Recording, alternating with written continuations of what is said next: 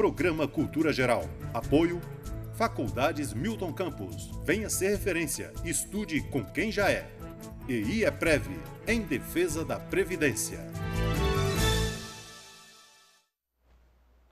Muito boa tarde, Nova Lima, começando agora mais um programa Cultura Geral, né? E hoje com um papo super interessante, nós vamos falar um pouco de Previdência, vamos falar também, além da Previdência, nós vamos falar um pouquinho da intervenção também, né? Essa intervenção que teve no Rio de Janeiro, de forma geral e ampla, né? E vamos falar também sobre política aplicada mesmo com a turma do REGE, aqui do Diretório Nacional do REGE. Sejam todos muito bem-vindos nesse bate-papo, né? Nessa sala de bate-papo aqui do Cultura Geral, da TV Banqueta. Estejam todos à vontade e obrigado por nos receber todos os dias, né? Pelo menos de segunda a quinta-feira, ao vivo aqui, para fazer esse bate-papo super importante com a comunidade, não só de Nova Lima, como do Brasil inteiro. Pedro, seja muito bem-vindo mais uma vez, né? Hoje eu entrei no pulo, sim, né? Tá todo mundo esperando a vinheta. É verdade. Mas entramos no pulo. Seja muito bem-vindo aqui mais uma vez. É um prazer receber a turma do IEPREV. Pode ter certeza que hoje eu não vou fazer pergunta difícil. Assim, só assim, nível Aristóteles, Platão e tal, não tem problema não, né? Pitágoras. Então, e a gente tenta resolver isso aí, Betão. É sempre um prazer vir ao seu programa e estamos à disposição aí para qualquer esclarecimento. Felipe, também não vou te pegar de surpresa, entendeu? Não vai ter nada assim, teorema de Pitágoras também não tem problema, você domina, não tem problema nenhum. Com certeza, né? Que de pegar de surpresa você vai, uma hora ou outra, porque é do seu feitio. Mas, novamente, é muito bom estar aqui, dessa vez com um estúdio novo, né? Então é muito bom a gente aproveitar essa... mais confortável, ficar todo mundo encolhidinho, né, na cadeira, com medo de cair da cadeira. Daqui a pouco a gente vai estar quase um palácio, né? Do jeito que as coisas estão escalonando. Assim. Graças a Deus, vamos que vamos. Ô Bruno, é um prazer te receber aqui. O Bruno é da juventude, não vou falar juventude, né? Do Diretório Nacional do REGE, né? Seja muito bem-vindo aqui, é um prazer bater esse papo aqui com você, receber você aqui no Cultura Geral, aqui na TV da Banqueta, aqui em Nova Lima, para a gente poder falar um pouquinho mais dessa caminhada do REGE aí e como está sendo envolvida a juventude nesse emaranhado de coisas que tem acontecido na política, não só nacional, mas na política mundial também. Seja muito bem-vindo. Obrigado, boa tarde ao público que está assistindo. É um prazer enorme estar aqui presente, poder dialogar um pouco sobre política, sobre a evolução da política brasileira. E daí o menino é de Machado, faz um café bom lá, rapaz, lá tem um café gostoso lá, viu? Ô Felipe, começar com você hoje, tá? Não, tá certo. Aqui, como é que você viu essa coisa da intervenção militar, assim, essa intervenção que teve no Rio de Janeiro, assim? Tive até um professor, o Camilo, que é constitucionalista, vai vir aqui terça-feira que vem. Sim. Ele falou assim, olha, constitucionalmente está tudo certo, não tem problema nenhum. Não vai funcionar, né? Mas assim, ele até falou, vou até adiantar meu posicionamento. Não, fala no programa que é melhor, senão você adianta seu... Aí depois eu deixo de ouvir as novidades. Como é que você viu isso? Eu assim, discordando, claro, do professor Camilo, né, com todo o respeito que nós temos a ele, eu tenho uma visão um pouquinho diferente da dele, principalmente em termos constitucionais. Eu, na verdade, eu não me sinto capaz, pois eu não sou nenhum especialista no assunto, para saber se é a proposta mais eficiente em termos de segurança pública ou não do Rio de Janeiro. Mas a forma como foi arquitetado e a forma como essa intervenção ela foi colocada em jogo, ela traz pelo menos muitas discussões constitucionais.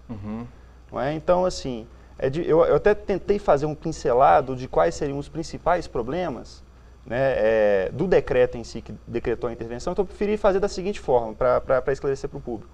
Primeiro mostrar o que seria uma intervenção federal, qual que é a sua razão de ser, e o porquê que eu acho que existem pelo menos algumas fragilidades.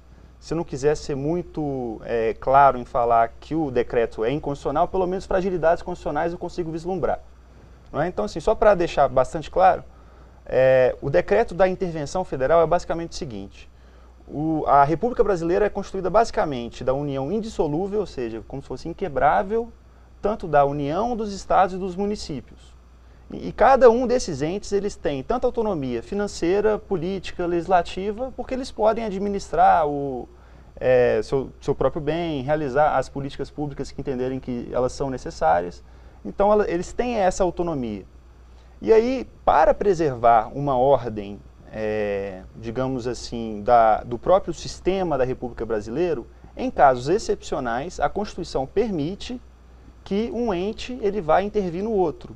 Nesse caso, como a União ela detém mais recursos, a União ela tem também maiores processos democráticos, pois representa o Brasil inteiro, a Constituição deu poder para a União poder fazer uma intervenção nos estados, caso acontecesse algumas das hipóteses constitucionais.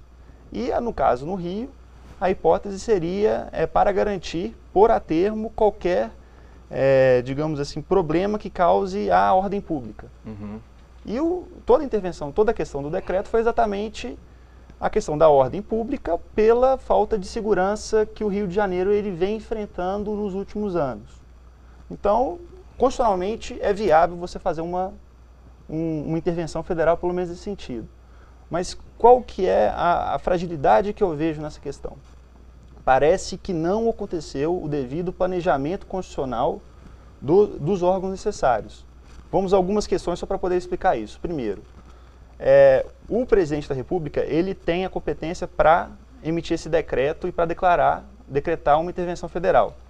Mas para isso ele deveria ter consultado, pelo menos isso é o que a doutrina majoritária diz sobre o assunto, deveria ter consultado 2 conselhos, um Conselho da República e um Conselho do Estado de Defesa. Não vou aqui alongar de quais são os membros que ocupam esses conselhos. Mas aí já começou errado, digamos assim. Por quê? Porque o decreto foi assinado no dia 16 agora de fevereiro e os conselhos só foram consultados no dia 19. Ou seja, o presidente da República entendeu que a situação estava tão grave, mas tão grave, de que ele precisava de assinar o decreto de uma vez e só depois fazer essa consulta aos conselhos. E a questão do decreto é muito importante ter esses órgãos consultivos, por quê? Porque se eu estou intervindo em um Estado, o que eu estou fazendo? Eu estou retirando diretamente até parcela do poder do voto do cidadão carioca. Porque o cidadão carioca elegeu o governador. Ele deu o poder para o governador poder gerir a segurança pública no seu estado. E na hora que a União ela vai fazer essa intervenção, então eu estou retirando, de certa forma, o poder que eu mesmo elegi. Então, a gente já tem um certo problema quanto a isso. Então, por isso que é uma medida excepcional e seria necessário essa oitiva desses 2 conselhos. E aí agora, assim, para exemplificar alguns outros pontos também, porque se pegar todas as questões constitucionais, isso dá até um artigo, senão um tratado de direito que a gente pode ficar discutindo horas e horas e horas. Mas até puxando o gancho um pouco para já discutir com o Dr. Pedro, principalmente a declaração que o presidente e alguns de seus assessores deram em relação à possibilidade de suspender o decreto se ele conseguisse voto suficiente para conseguir votar a emenda à reforma da Previdência. A ideia basicamente é o seguinte, você em um estado, digamos assim, excepcional, no qual está acontecendo algum tipo de intervenção, a Constituição ela não permite qualquer tipo de reforma nela mesma. Então eu não posso alterar a Constituição porque é um estado grave. E como, digamos assim, imagina só se eu estou num apartamento, meu apartamento está pegando fogo. Eu não vou fazer reforma no apartamento se o meu apartamento está pegando fogo. Então não faz esse sentido. Sim. E aí o Michel Temer declarou o seguinte, então, olha, se eu conseguir os votos, eu vou suspender esse estado de calamidade, esse estado excepcional, para depois retornar ao mesmo estado. Então, de duas uma, ou nós não estamos em um momento de real calamidade pública, medidas excepcionais elas devem valer, ou a gente não está nesse estado, ou a votação da reforma da Previdência é inconstitucional, pois nós estamos votando nesse estado. Então é de duas uma. Então, e isso é uma coisa que até dá para puxar um pouco o gancho para o Dr. Pedro, que entende mais o assunto, já deve ter compreendido muito mais a questão da reforma da Previdência, mas o que vários articulistas, vários cientistas políticos e alguns juristas estão mencionando que a grande fragilidade dessa intervenção federal é exatamente porque parece que é muito mais uma estratégia política, uma estratégia eleitoral, do que necessariamente uma estratégia que pode solucionar o problema da segurança pública no Rio de Janeiro. Porque eu vou dar o seguinte exemplo. Imagina só, se eu quisesse de fato solucionar o problema de segurança pública do Rio de Janeiro e entendesse que a única forma seria uma intervenção federal através de um interventor que tenha natureza militar, que seja militar, eu deveria antes ter feito um planejamento de política pública para qual que seria as minhas ações para eu realizar esse decreto. Eu tinha que conseguir uma dotação orçamentária para que essa intervenção ela tenha de fato eficácia, porque isso gera um custo para o Estado. Se eu não tiver dinheiro, da onde que eu vou conseguir tirar esse dinheiro? Então eu deveria ter feito um planejamento maior e aí sim ter entrado com essa intervenção federal. Me parece que por esse estado de fragilidade, as coisas foram feitas às pressas. E quando as coisas são feitas às pressas, no direito constitucional e em questões constitucionais, a gente abre uma grande margem para que nós tenhamos problemas posteriores muito maiores. Não é? Então, a questão mais ou menos essa, e por isso que eu estou falando do professor Camilo, né? Isso. Por isso que eu tenho essa pequena discordância, pelo menos nesse sentido. Bom, ô Bruno, como é que você, que é de um partido que tem um viés mais progressista, que tem assim, uma leitura até um pouco mais dinâmica, assim, mais ligada mesmo, até o próprio nome já diz que é rede, né? É de ali interligando tudo. Como é que você está vendo toda essa situação política, não só no Rio de Janeiro, mas assim, essa instabilidade que causa no Brasil inteiro? Tá. Falando especificamente sobre a segurança pública no Rio de Janeiro, a gente precisa compreender que existe uma instabilidade muito grande, não só na capital, mas no estado como um todo. E não adianta ficar apenas colocando medidas paliativas. Se a gente pegar historicamente, desde o governo Brizola, eu não sou carioca, nunca morei no Rio, mas eu tive a curiosidade de estar conversando com alguns colegas meus que residem lá. Desde o governo Brizola se fala-se muito em políticas públicas e evolução das políticas públicas para a área de segurança pública. E fica muito no discurso e pouco na prática. Então a gente tem um problema sério, que é a segurança. A população ela demanda segurança. Então você tem o imediatismo, que é natural da população, está cobrando, está vendo seus pertences, está vendo a população sendo assaltada, está vendo seus pertences sendo roubados. Só que não adianta você apenas ficar colocando medidas paliativas, que não vai resolver o problema. Então é claro, tem que dar uma resposta imediata? Tem, mas tem que pensar a médio e longo prazo. Isso é necessário, isso é fundamental. O problema da segurança pública no Rio de Janeiro, na capital especificamente, é mais estrutural. Então se precisa urgentemente dialogar, debater com especialistas na área para pensar numa solução para a segurança pública do Rio de Janeiro a nível macro, com 5, 10, 15, 20 anos. Só assim vai solucionar esse problema. Como é que você vê a questão da educação, por exemplo? Nós tivemos um salto. No Rio de Janeiro tinha um déficit, aí depois veio o governo, que você falou do governo Brizola, aí aquela ideia que foi depois copiada, que era do CAIC, que era do CIEPS, né? E hoje você não consegue, por exemplo, ter essa mesma condição no Rio de Janeiro. Você acha que a educação seria a solução mais viável, assim, a médio e longo prazo? Eu não acho, eu tenho certeza. Isso é importante a gente destacar. A educação ela é fundamental para a evolução da sociedade brasileira e o Rio não é diferente. A educação ela possui a potência transformadora da sociedade. Ela vai ajudar a não melhorar apenas os índices de criminalidade, mas ajudar a melhorar na saúde, na geração de empregos, e é tudo um ciclo.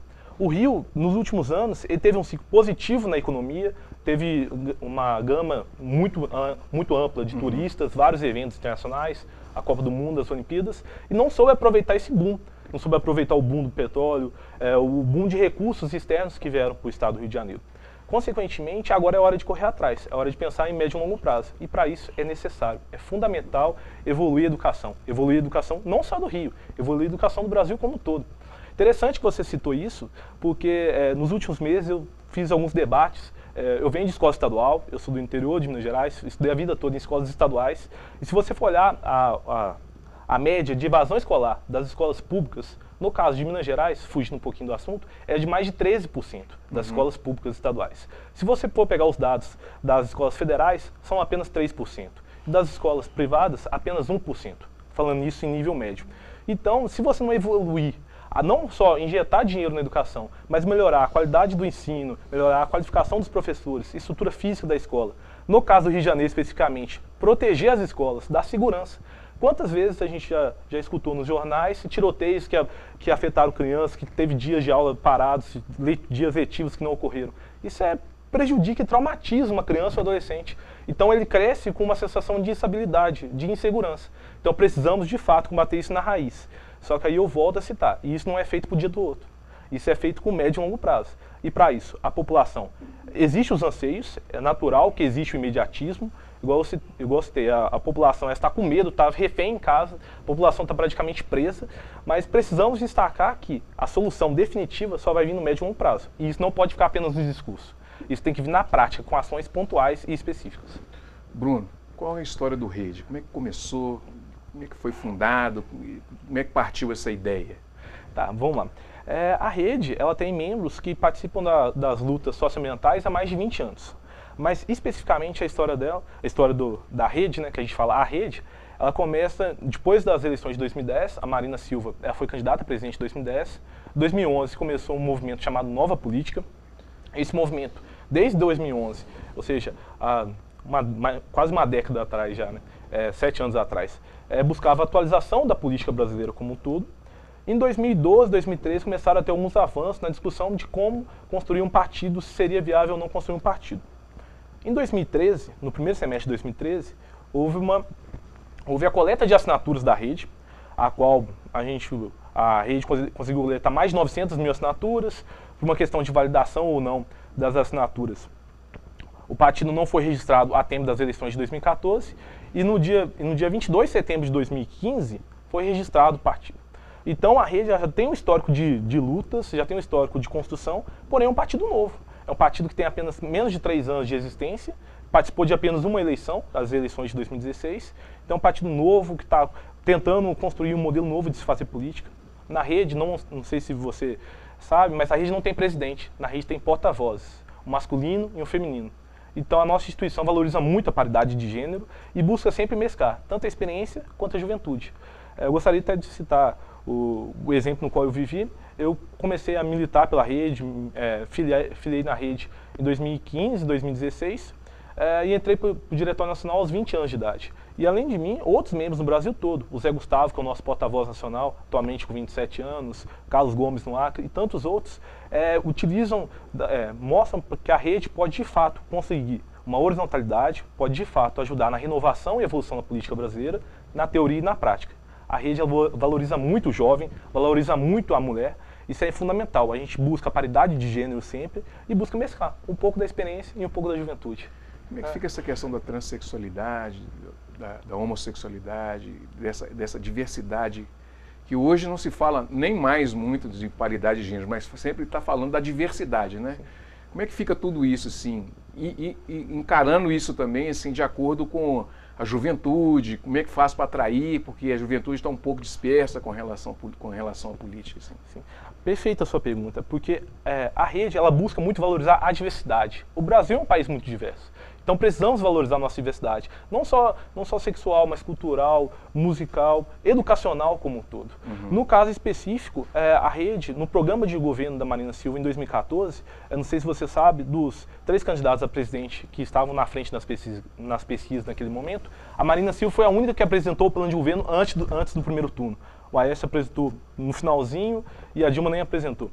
E no plano de governo destacava muito a valorização da diversidade. Eu não sou especialista no assunto, sim, mas dentro da rede a gente valoriza muito o debate, o convívio. Existe dentro da rede os elos temáticos. Igual existe o elo de juventude, o elo dos animais, o elo do meio ambiente, existe o elo de diversidade.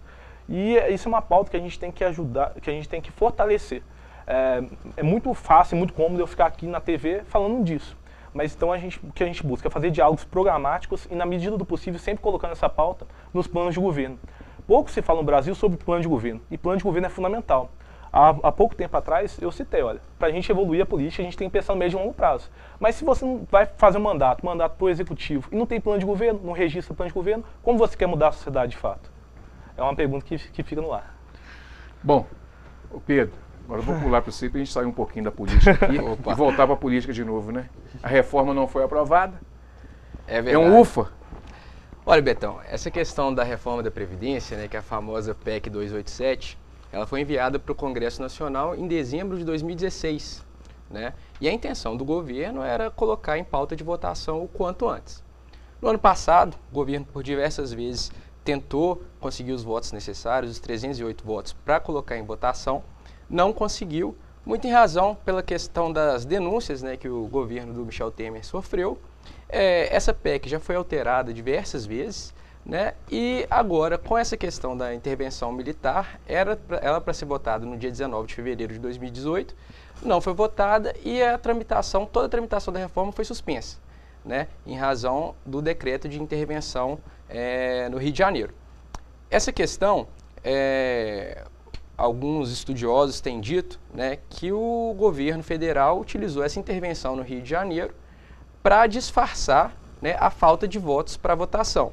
Então é muito mais fácil você falar que não votou a reforma da Previdência porque tinha uma situação de urgência no Rio de Janeiro que impediu a votação, do que você falar para a população que não conseguiu votar a reforma porque não conseguiu os votos necessários, né? Eu tenho diversas críticas a essa PEC 287, né? O governo gastou muito dinheiro para tentar convencer a população de que essa reforma seria vantajosa, né? A questão do déficit da Previdência, ela é muito discutida e debatida, porque a própria ANFIP, né, que é a Associação dos Auditores Fiscais da Receita Federal, questiona esse déficit da Previdência. Então, não é uma coisa que é muito clara. Então, essa questão da reforma aí, pelo menos até as eleições, ela vai estar suspensa mesmo. Muito bem, vamos fazer um intervalinho, daqui a pouquinho a gente volta com mais cultura geral. Só um minutinho, não saia daí, tá bom? Daqui a pouquinho a gente está de volta.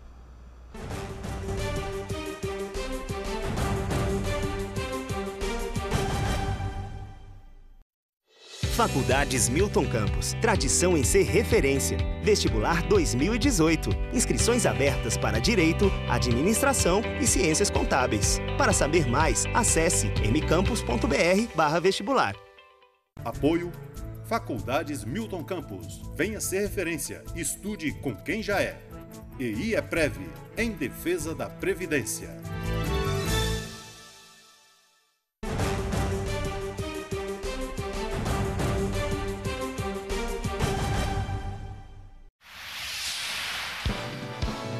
Canal Cidadão, Nova Lima e você. A atenção primária à saúde é a porta de entrada para o SUS e tem como foco principal a promoção e proteção da saúde das famílias. Trabalhamos para oferecer à população uma assistência integral e humanizada, com uma atenção de qualidade e segurança. E para isso é fundamental a criação de vínculo entre as famílias e as equipes de saúde. Nova Lima conta com 23 equipes de saúde da família, formadas por médicos generalistas ou com especialização em medicina da família e comunidade, enfermeiros, técnicos de enfermagem e agentes comunitários de saúde. Cerca de 220 profissionais integram as equipes, que garantem a cobertura de 87% da população. Visitamos todas as famílias da área de abrangência, fazemos a busca ativa da queixa, da necessidade do paciente. O paciente é atendido na unidade básica de saúde e em domicílio, quando necessário. Fala, cidadão! A equipe da saúde da família, muito pontual, são generosos, se preocupam com a saúde de todos nós, sempre atento a tudo, desde a farmácia, recepção, médicos, enfermagem. A equipe vem, orienta a gente, daí consegue a receita através do médico e a gente vai na farmácia e consegue o remédio. Elas estão sempre ajudando a gente a cuidar do enfermo, dá a gente aquela força. É muito importante esse trabalho da prefeitura com a família, tem que continuar. As equipes de saúde da família do município também oferecem consultas nas áreas de ginecologia e pediatria e contam com o apoio de profissionais do Núcleo de Apoio à Saúde da Família, da Saúde Bucal e Saúde Mental. Saiba mais sobre as ações da Prefeitura em nosso site www.novalima.mg.gov.br, nas redes sociais Prefeitura de Nova Lima Oficial e no jornal A Cidade.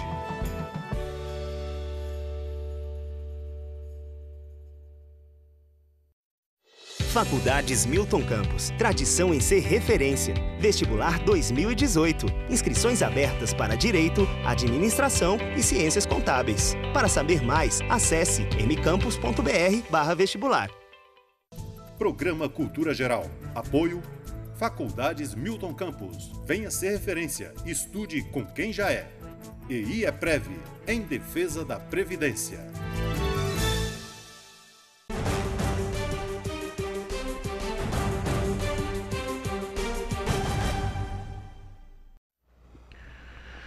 Voltando agora com o programa Cultura Geral, o Felipe, o que a gente pode esperar para 2018, nas eleições de 2018? Você acha que vai ter assim, um pouco mais de segurança jurídica para a gente poder seguir aí? O O que você acha? Olha, eu acho que essa eu pergunta... não ia te perguntar, você achou que eu ia te perguntar um negócio das redes sociais?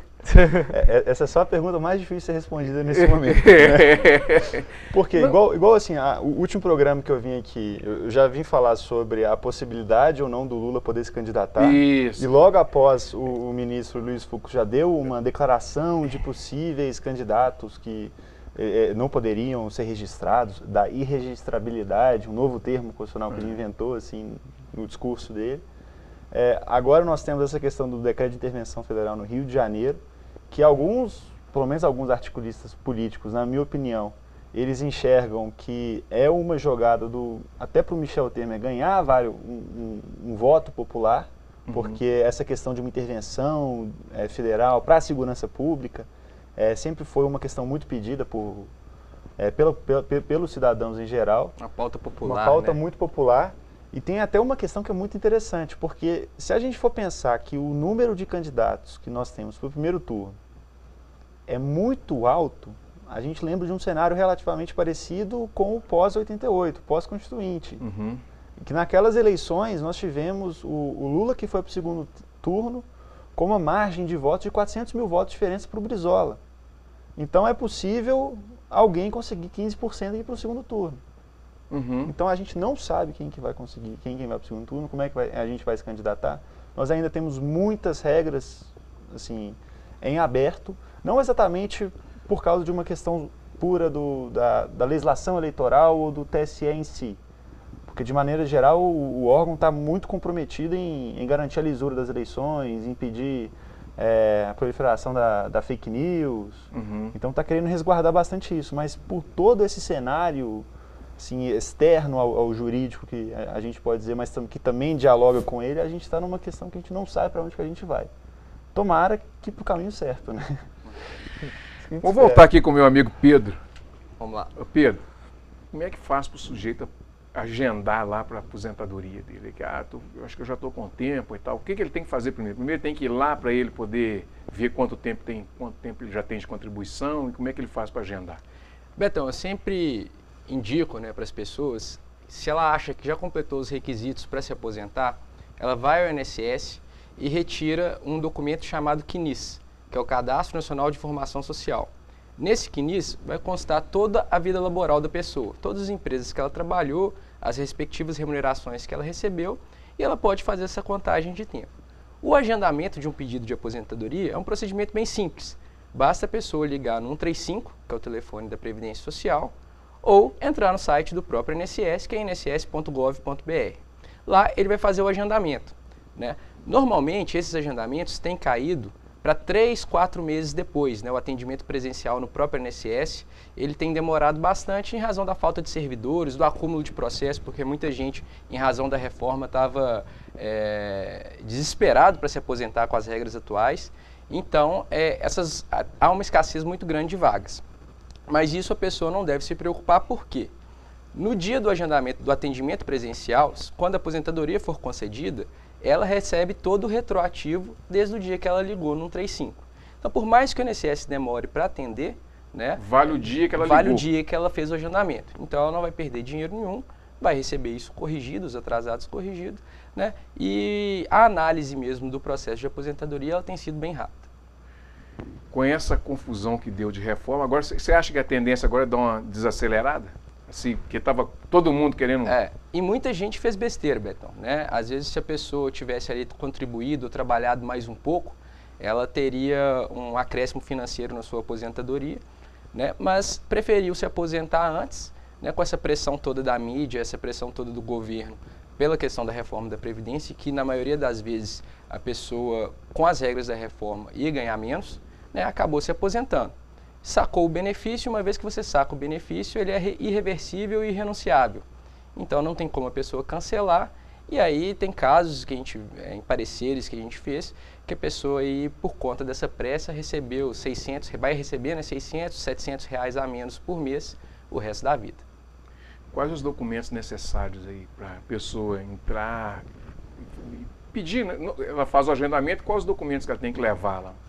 É com base nesse CNIS que eu te falei, né, que a aposentadoria é analisada. Então, se a pessoa verificar que ela tem um vínculo na carteira de trabalho, ou tem algum carnê de contribuição que não consta nesse CNIS, no dia desse atendimento presencial, né, ela tem que levar a carteira de trabalho original, todos os carnês de contribuição, documento de identificação, né, se ela elaborou, né, exposta a algum agente nocivo, como ruído, agente químico, ela leva um documento chamado PPP, né, e isso pode possibilitar, né, a concessão da aposentadoria. Muito importante também, às vezes a pessoa perdeu a carteira de trabalho. Se ela perdeu a carteira de trabalho, é muito comum, né, como que faz para ela comprovar esse vínculo que não consta no CNIS?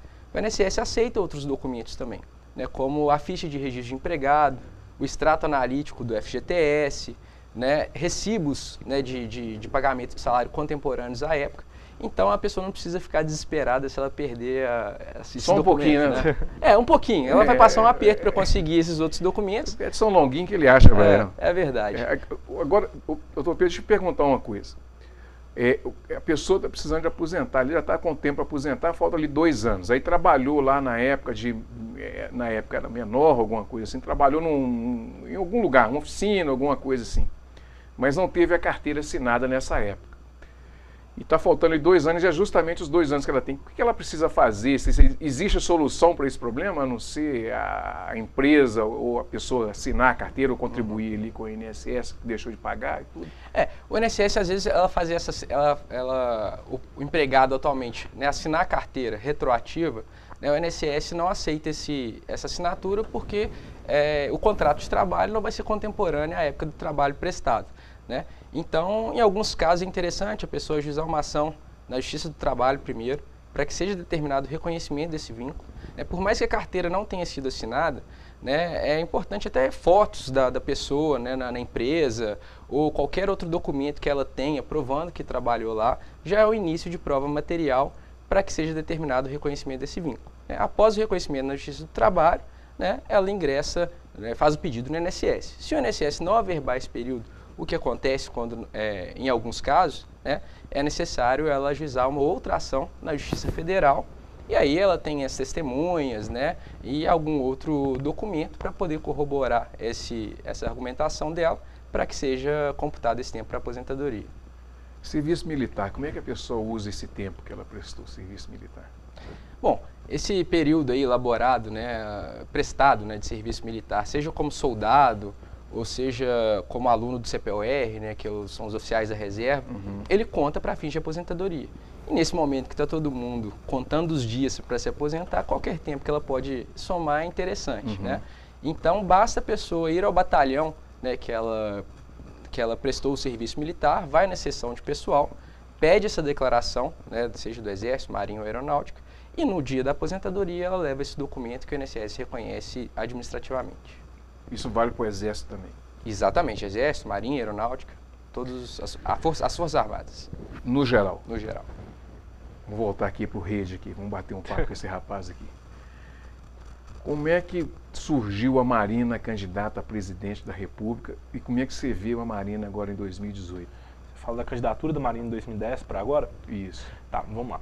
Primeiramente, a Marina, não só a Marina, mas a Constituição da Rede como um todo, ela busca sempre a horizontalidade na teoria e na prática e busca a construção e a elaboração de propostas para evoluir o país como um todo. Hoje estamos num processo, que já vem há algum tempo, de polarização política. E na polarização não tem nenhum vencedor. Na polarização todo o país sai perdendo. Eu te pergunto, hoje, quem está debatendo o país de fato? Quem está debatendo a segurança pública? Você citou o caso do Rio de Janeiro. Quem está debatendo a educação brasileira, onde eu já citei os dados de evasão escolar? Quem está batendo o índice de desempregados? Eu sou graduando em economia na UFMG e fico abismado com poder observar dos dados ter 12, quase 3 milhões de desempregados. Se você for multiplicar isso por famílias que essas pessoas representam, isso vai para 3, 4 vezes mais, ou seja, chega a quase 25% da população brasileira. Então quem está debatendo o país? É necessário debater país, debater projeto de país e não projeto de poder. É necessário debater, não é necessário debater pessoas, é necessário debater projetos, ideias. E hoje não acontece isso. A candidatura da Marina veio com uma proposta em 2010, 2014, 2018, uma proposta para somar, para dialogar. conforme eu citei anteriormente, ela já tinha apresentado o seu plano de governo muito antecipadamente, para poder discutir, debater ideias, debater propostas. E não ficar nesse personalismo político onde ninguém vence, todo mundo sai prejudicado. A única pessoa que ganha com isso, na polarização, são os atores da polarização. A população em si sai muito prejudicada. Precisamos de fato debater ideias, precisamos de fato debater o nosso país. Isso é fundamental. Na discussão, assim, não só do lado da juventude, né, mas como é que você vê, assim, por exemplo, essa nova toada do mundo mais conservadora, esse lado mais conservador, você tem essa nuvem que veio assim do mundo mesmo, né, mais conservadora. E em contrapartida você tem uma proposta mais progressista. Como lidar com isso, por exemplo, com o Trump nos Estados Unidos e com um governo mais progressista como a Marina aqui no Brasil? Essa pergunta é extremamente interessante, porque eu volto a citar, a política é feita de diálogos. É claro, todo mundo tem posições diferentes, todo mundo tem posições contrárias, posições divergentes, ideologias diferentes.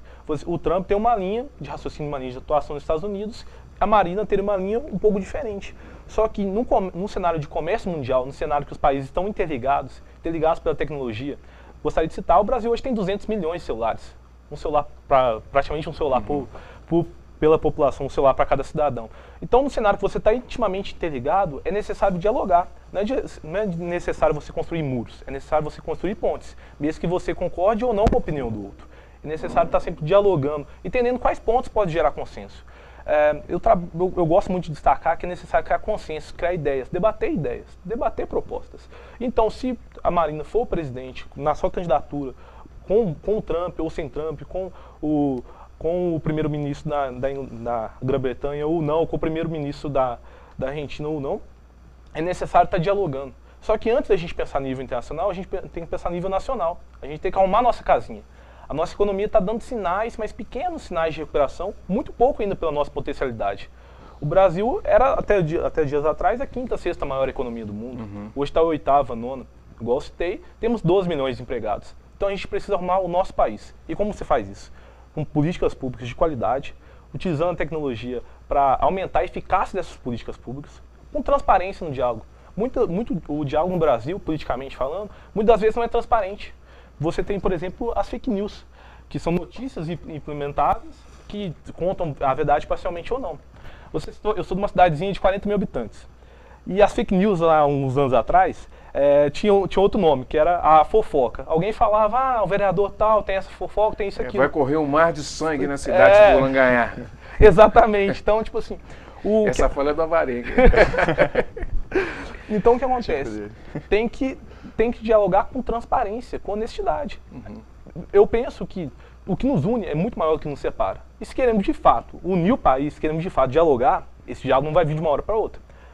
O que está vendo esse sistema belicista, né, vem um pouco antes do impeachment e tudo, não pode continuar. Se a gente quer de fato evoluir o nosso país, quer de fato melhorar a escolaridade, melhorar o ensino de educação, diminuir o índice de desemprego, criar oportunidade para os jovens, desse índice que eu falei de desemprego, quase 40% são jovens de menos de 25 anos. Então, qual que vai ser o futuro do nosso país? Muito se fala, a juventude é o futuro do nosso país. E qual será o nosso futuro? Eu deixo até essa pergunta para os nossos colegas juristas aí, porque é necessário dialogar e debater ideias. Isso é fundamental, debater ideias, não pessoas. Essa eleição vai ser muito digitalizada, Felipe? Provavelmente, não, com certeza. Não é só provavelmente. O próprio Bruno ele já havia mencionado os fatos do número de celulares que o brasileiro tem, ele possui e acessa bastante isso. Mas nessas eleições, especificamente, a legislação ela se modificou permitindo novos instrumentos para serem utilizados na internet. Nós vamos ter agora, pela primeira vez, a propaganda paga na internet, patrocínios de post de Facebook, de outras plataformas que os candidatos quiserem realizar. Essas vão ser as primeiras eleições que nós também teremos o famoso crowdfunding, que na legislação está como o nome de financiamento coletivo, mas é popularmente conhecido por nós como a vaquinha, que é uma plataforma online que você vai doar 5 a 30 reais para o candidato, e a ideia é o candidato conseguir 5 milhões de doações de pequeno valor para conseguir custear a campanha dele. Ficou até muito famosa com a primeira eleição do Barack Obama, em 2008, que ele conseguiu arrecadar 600 milhões de dólares. Então é uma cifra muito alta. Então, percebendo que nós, como sociedade, estamos evoluindo, a tecnologia está cada vez mais presente em nossas vidas e que a gente não consegue mais sair desse meio, as eleições, sem sombra de dúvidas, elas vão atacar bastante a internet. Mas, ao mesmo tempo, a gente tem outra questão. 40% do eleitorado brasileiro, mais ou menos, ainda não tem acesso à internet, não tem acesso à rede mundial de computadores ou qualquer outro instrumento parecido. Então, ainda assim, a gente vai viver de alguma forma ou de outra uma certa transição, porque nós teremos vários candidatos que vão apostar bastante na internet como um meio até, às vezes, mais democrático de conseguir compartilhar as suas estratégias de campanha, principalmente os novos candidatos que pretendem se lançar para 2018 e que talvez não tenham o mesmo poder econômico do que os candidatos mais tradicionais da política brasileira. Mas, ao mesmo tempo, nós também teremos muita tradição na política também, principalmente nos rincões brasileiros.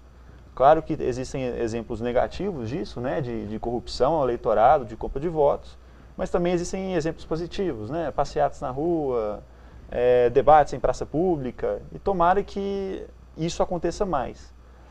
Ô Betão, em relação a essa questão que o Felipe e o Bruno falaram, que me preocupa bastante também nas próximas eleições, é a questão das fake news, né? E eu queria saber do Bruno, do Felipe, que o TSE ou tem algum projeto ou algum mecanismo de combate, né, a essas fake news para essas próximas eleições, uma vez que diante aí da internet, do celular, né, essas notícias aí, a velocidade de proliferação é muito grande.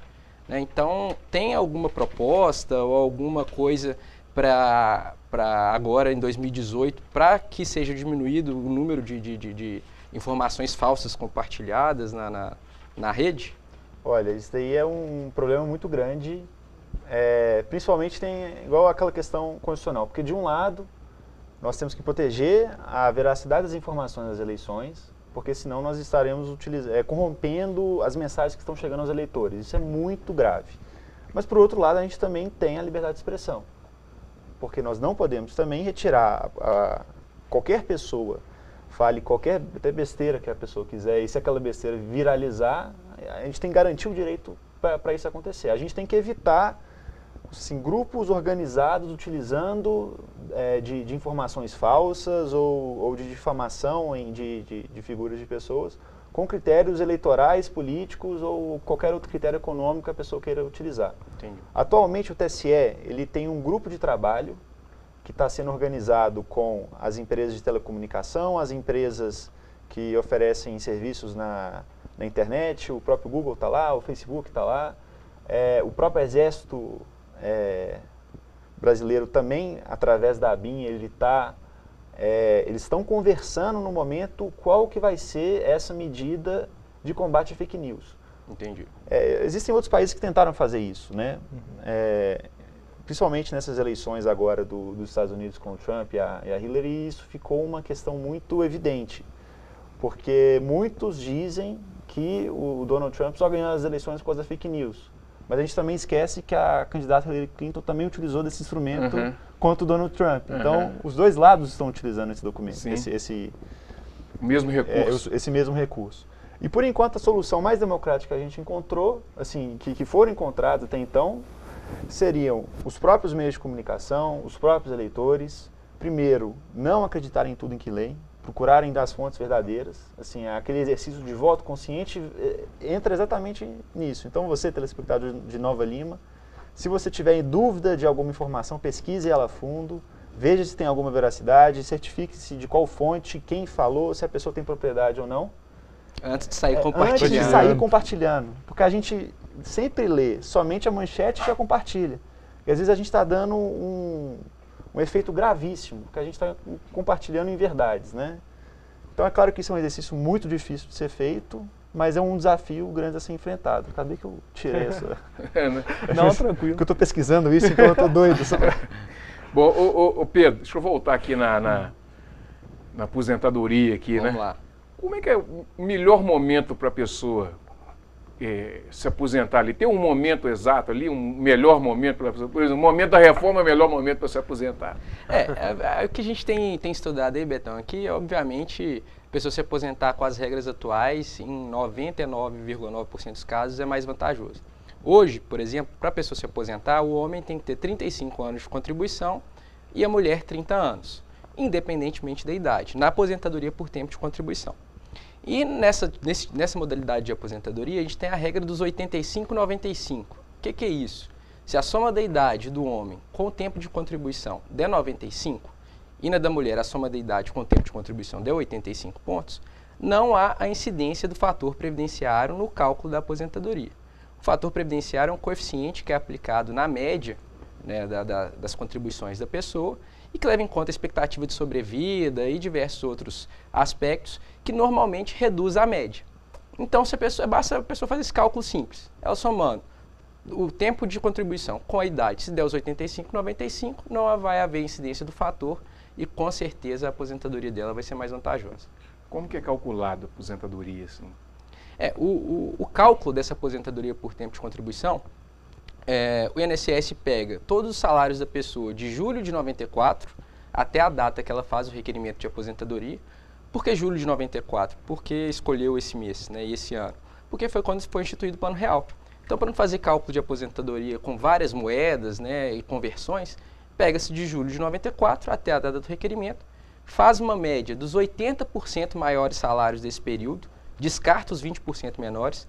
Então, se dentro desse período de cálculo a pessoa às vezes ficou sem trabalhar ou contribuiu com uma remuneração inferior, se estiver dentro dos 20%, vai ser descartado.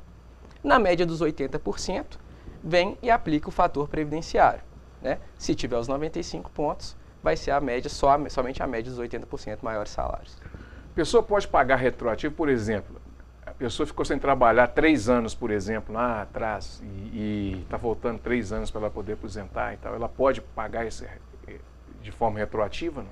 Betão, em alguns casos sim, né? Isso é muito perigoso porque a pessoa às vezes consegue emitir a guia de recolhimento em atraso pela internet. E não quer dizer que ela pagando essa guia, quando ela for aposentar, o INSS vai reconhecer esse tempo. Já tive casos da pessoa ter pagado ali 2, 3 anos em atraso, porque conseguiu emitir a guia na internet, foi aposentar, o INSS descartou esse período.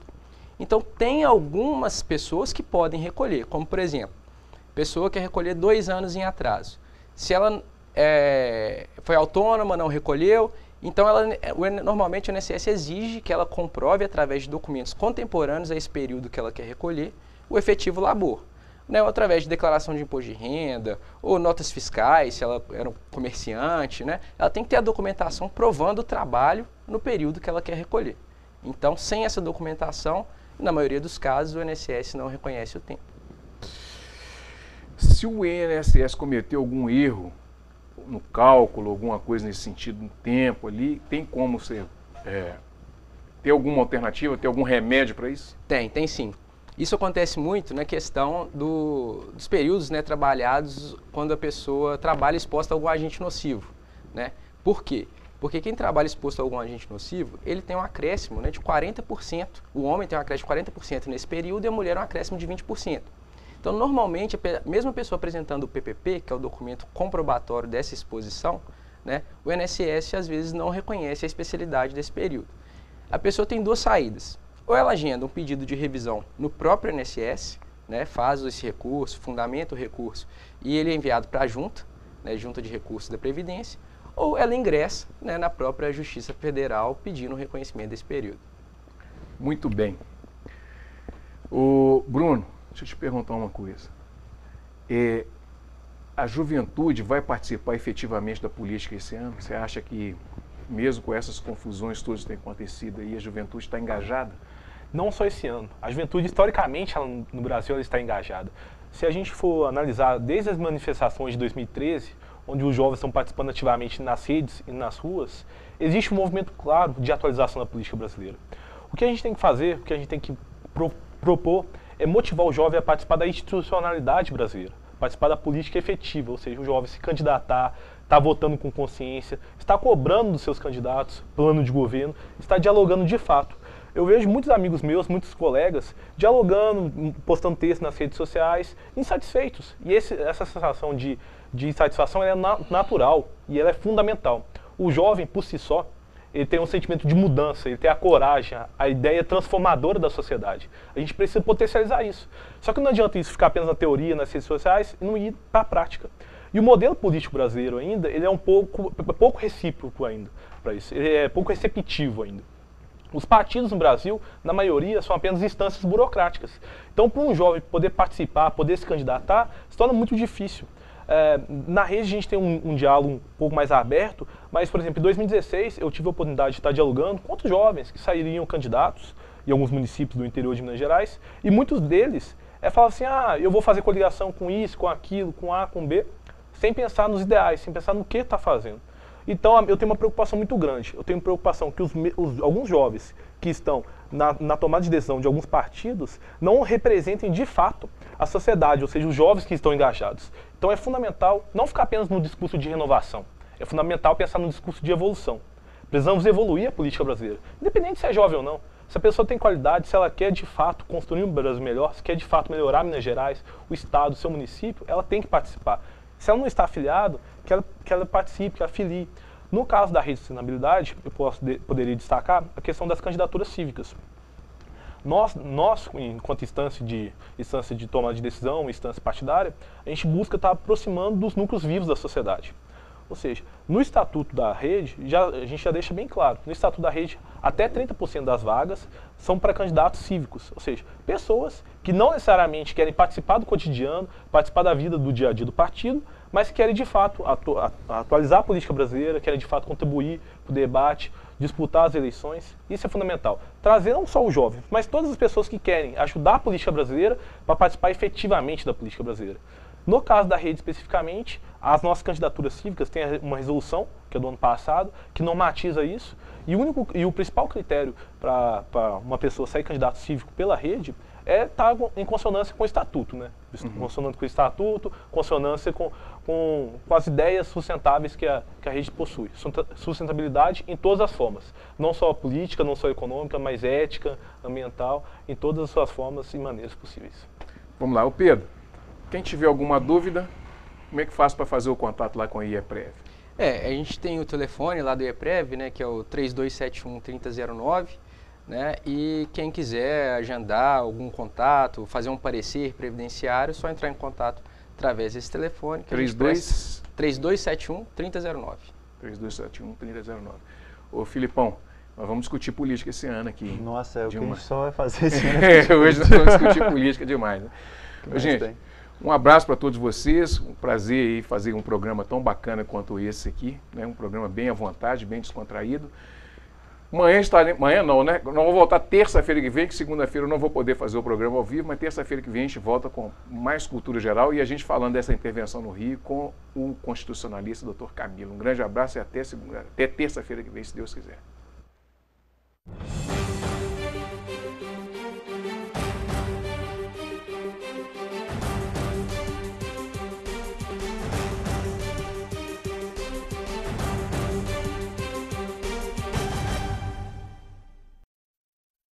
Programa Cultura Geral.